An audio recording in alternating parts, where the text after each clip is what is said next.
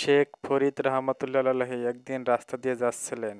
এমন সময় তিনি ডাকাতের কবলে পড়লেন। ডাকাত বললেন, তোমার কাছে কি আছে সব দিয়ে দাও। শেখ ফরিদ রহমতুল্লাহ আলাইহি বললেন, আমার কাছে এই ঠিকানাটি ছাড়া আর কিছুই নাই। ডাকাত বলল, তোমার কাছে যেহেতু কিছুই নাই তাহলে তোমাকে হত্যা করব। শেখ ফরিদ রহমতুল্লাহ আলাইহি বলল, আমার কাছে যেহেতু কিছুই নাই তাহলে আমাকে হত্যা করে কি লাভ পাবে তুমি? ডাকাত বলতে লাগলো, আমি প্রতিদিন 100 জন মানুষ হত্যা করে তারপরে নাস্তা করি। আজকে 99টা করেছি, তোমাকে করে 100টা পূরণ করব। শেখ ফরিদ রহমতুল্লাহ আলাইহি বলল, আমাকে হত্যা করো, তাতে আমার কোনো দুঃখ নাই। আমাকে হত্যা করার আগে তোমার কাছে আমার একটি প্রশ্ন জানার ছিল। এটি আমার শেষ ইচ্ছা, এটি কি তুমি পূরণ করবে? ডাকাত বলল, অবশ্যই পূরণ করব। তোমার কি শেষ ইচ্ছা বলো। শেখ ফরিদ রহমতুল্লাহ আলাইহি বলল, তুমি কত বছর ধরে এই ডাকাতি করো? ডাকাত বলল, যেদিন থেকে আমার জ্ঞান হয়েছে সেদিন থেকে আমি ডাকাতি করি। শেখ ফরিদ রহমতুল্লাহ আলাইহি বলল, তাহলে তো তুমি ডাকাতি করে অনেক সম্পদ গড়েছো। ডাকাত বলল, হ্যাঁ, সম্পদ গড়ার জন্যই তো ডাকাতি করি। শেখ ফরিদ রহমতুল্লাহ আলাইহি বলল, এই সম্পদ তুমি কাদের জন্য গড়েছো? ডাকাত বলতে লাগলো, কেন, স্ত্রী এবং ছেলে মেয়েদের জন্য। শেখ ফরিদ রহমতুল্লাহ আলাইহি বলল, তুমি যাদের জন্য ডাকাতি করে এই সম্পদ গড়েছো তারা কি তোমার এই পাপের ভাগী হবে? তুমি ডাকাতি করে যে পাপ করছো তারা কি তোমার এই পাপের ভাগ নেবে? ডাকাত বলল, অবশ্যই নেবে, কেন, আমি তো ডাকাতি করে তাদেরকে খাওয়াই। শেখ ফরিদ রহমতুল্লাহ আলাইহি বলল, ঠিক আছে, তাহলে তুমি এখন বাড়ি যাও। বাড়ি গিয়ে তোমার বউ এবং ছেলে মেয়েদেরকে জিজ্ঞেস করো তারা তোমার পাপের এই ভাগ নেবে কিনা। ডাকাত বললে, বুদ্ধি তো ভালোই করেছো, আমি বাড়ি গেলে তুমি এই ফাঁকে চলে যাবে। শেখ ফরিদ রহমতুল্লাহ আলাইহি বলল, ঠিক আছে, তুমি আমাকে গাছের সাথে বেঁধে রেখে যাও। ডাকাত তার কথা মতো শেখ ফরিদ রহমতুল্লাহ আলাইহিকে একটি গাছের সাথে বেঁধে রেখে বাড়ির দিকে রওনা হয়। ডাকাত বাড়ি গিয়ে বউ এবং ছেলে মেয়েকে ডেকে জিজ্ঞেস করলো, আমি যে তোমাদেরকে এতদিন এই ডাকাতি করে খাওয়াইছি, সুন্দর সুন্দর পোশাক আশাক পরিয়েছি, অনেক আরাম আয়েসে রেখেছি, কিন্তু আমি ডাকাতি করে যে পাপ করেছি সেই পাপের ভাগ কি তোমরা নিবে? স্ত্রী বলল, না, তোমার পাপের ভাগ কেন আমরা নিব? ডাকাত বলল, কেন, আমি তো ডাকাতি করে তোমাদের কি খাওয়াইছি। স্ত্রী বলল, যেদিন তুমি আমাকে বিয়ে করেছো সেদিন থেকে তুমি আমার ভরণ পোষণের দায়িত্ব নিয়েছো, সুতরাং তুমি কিভাবে খাওয়াবে সেটা একমাত্র তুমিই জানো। ছেলে মেয়েদেরকে জিজ্ঞেস করলো, তারাও একই কথা বলল, তুমি আমাদের পিতা, তুমি আমাদের জন্মদাতা, তুমি আমাদেরকে কিভাবে খাওয়াবে লালন পালন করবে সেটা তুমিই জানো, সুতরাং তোমার ডাকাতির পাপের ভাগী কেন আমরা হব? এই কথা শুনে ডাকাত অবাক হয়ে গেল এবং ভাবতে লাগলো, তাহলে আমি এতদিন কাদের জন্য ডাকাতি করেছি, কাদের জন্য এই খারাপ কাজ করেছি। স্ত্রীকে বলল, আজ থেকে এই সন্তানের দায়িত্ব আমি তোমার কাছে দিয়ে গেলাম, যেদিন আমি একজন পূর্ণাঙ্গ মানুষ হতে পারবো সেদিনই আবার বাড়ি ফিরে আসব।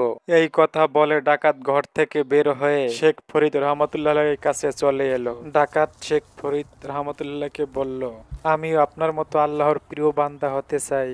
শেখ ফরিদ রহমতুল্লাহ আলাইহি বলল, যদি আল্লাহর প্রিয় হতে চাও তাহলে তোমাকেও আমার কথা শুনতে হবে। ডাকাত বলল, আপনার সব কথা শুনবো, জীবনে যত পাপ করেছি সব পাপের প্রায়শ্চিত্ত করতে চাই, আল্লাহর কাছে ক্ষমা পাইতে চাই। শেখ ফরিদ রহমতুল্লাহ আলাইহিকে যেই গাছের সাথে বেঁধে রেখে গেছিলেন ডাকাতকে বলল, তুমি এই মরা গাছের নিচে বসো। ডাকাত বলল, কতদিন বসে থাকবো? শেখ ফরিদ রহমতুল্লাহি বললেন, যতদিন এই মরা গাছে ফুল ফল না হবে ততদিন এই গাছের গোড়ায় আল্লাহর রহমত এবং ক্ষমা পাওয়ার জন্য ধৈর্য ধরে বসে থাকতে পারবে কিনা? ডাকাত বলল, হ্যাঁ, পারবো। শেখ ফরিদ রহমতুল্লাহি বলল, তাহলে তুমি এখন গোসল করে আসো।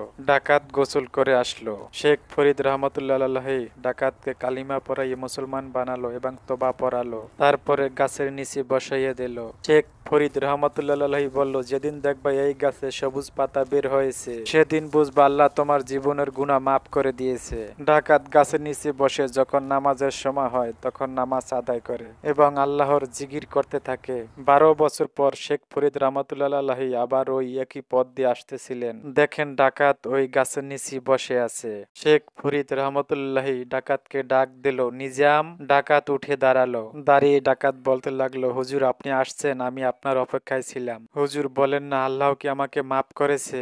হুজুর বলেন না আল্লাহ আমার জীবনের গুনাহ মাফ করেছে কিনা? শেখ ফরিদ রহমতুল্লাহ আলাইহি বলল, তুমি যে গাছের গোড়ায় বসে আছো সেই গাছের উপরে তাকাও। ডাকাত বলল, হুজুর, আমি তাকাবো না। শেখ ফরিদ রহমতুল্লাহি বলল, কেন? ডাকাত বলল, হুজুর, এই 12 বছরে আমি একবারও গাছের দিকে তাকাই নাই। আমি যদি বারবার এই গাছের দিকে তাকাই আল্লাহ যদি মনে করেন আমি ধৈর্যহারা হয়ে গেছি, যদি এই মরা গাছের সবুজ পাতা বের না হয় তাহলে তো আমি নিরাশ হয়ে যাব। হুজুর, আর আপনি তো আমার পাশে নাই, আমি নিরাশ হয়ে গেলে কার কাছে যাব? আমি তো দিশাহারা হয়ে যাব। শেখ ফরিদ রহমতুল্লাহ বলল, আরে একবার গাছের দিকে তাকাওই না। ডাকাত গাছের দিকে তাকিয়ে দেখে গাছে সবুজ পাতা বের হয়েছে এবং একেবারে ফুলে ফলে ভরে গেছে। ডাকাত সাথে সাথে শেখ ফরিদ রহমতুল্লাহ পায়ে পড়ে গেছে, বলল, হুজুর, আপনার উসিলায় আল্লাহ আমাকে হেদায়েত দিয়েছে। শেখ ফরিদ রহমতুল্লাহি বলল, আচ্ছা তুমি ক্ষমা পেলে কিভাবে? ডাকাত বলল, হুজুর, এটা আরো বড় ধরনের একটি ঘটনা, এই কারণে আমি একবারও গাছের দিকে তাকাই নাই। শেখ ফরিদ রহমতুল্লাহি বলল, সেটা কি? ডাকাত বলল, হুজুর, এই এলাকায় একটি মেয়ে ছিল, অনেক পরেশগার, পর্দাশীল এবং অনেক সুন্দরী, এবং এই এলাকায় একজন গুন্ডা ছিল। ওই গুন্ডা ওই মেয়েটিকে বিয়ে করার জন্য তার বাপের কাছে প্রস্তাব দিয়েছিল, কিন্তু মেয়েটির বাবা রাজি হয়েছিল না। সেজন্য ওই গুন্ডাটি মেয়েটিকে জোর করে ধর্ষণ করার হুমকি দিয়েছিল। হুজুর, মেয়েটি পর্দাশীল এবং অত্যন্ত সুন্দরী ছিল। মেয়েটি আল্লাহর কাছে ফরিয়াদ করলেন, আল্লাহ, আমার বাবা এবং পরিবারের উসিলায় আমার ইজ্জত রক্ষার যদি কোনো পথ না থাকে তাহলে আমাকে ইজ্জতের সাথে উঠিয়ে নিয়ে যান। হুজুর, আল্লাহ ওই মেয়েটির দোয়া কবুল করে এবং মেয়েটি মৃত্যুবরণ করে। হুজুর, মেয়েটি মৃত্যুর পরও ওই গুন্ডাটার মেয়েটির প্রতি লালসা কমে নাই। মেয়েটিকে এখানেই দাফন করেছে, এই পাশেই কবর। গুন্ডাটা মেয়েটির লাশটিকে কবর থেকে তুলেছে মেয়েটির লাশটিকে দর্শন করার জন্য। হুজুর, আমি গুন্ডাটিকে মেরে মেয়ের লাশটির ইজ্জত বাঁচিয়েছি এবং মেয়ের লাশটিকে আবার কবর দিয়েছি এবং গুন্ডাটিকে এখানে পুঁতে রেখেছি। হুজুর, আমি তো খুনের অপরাধে 12 বছরে এই গাছের গোড়ায় বসে আছি খুনের মাপ পাওয়ার জন্য, কিন্তু আমি তো নতুন করে আবার একটা খুন করেছি। হুজুর, এই ভয়ে আমি গাছের উপরে তাকাই না। শেখ ফরিদ রহমতুল্লাহি বলল, তুমি যে পরে খুনটি করেছো সেই খুনটির জন্যই আল্লাহ তাআলা তোমার জীবনের সমস্ত গুনাহ মাফ করে দিয়েছে।